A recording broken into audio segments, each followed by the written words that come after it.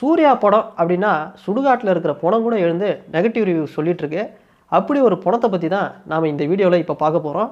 அது யாருன்னு நீங்களே பாருங்கள். சூர்யான்ற பேரை சொன்ன உடனே சுடுகாட்டில் இருக்கிற பணம் கூட எழுந்து நெகட்டிவ் ரிவ்யூ சொல்லணும் அப்படின்னு சொல்லுவாங்க.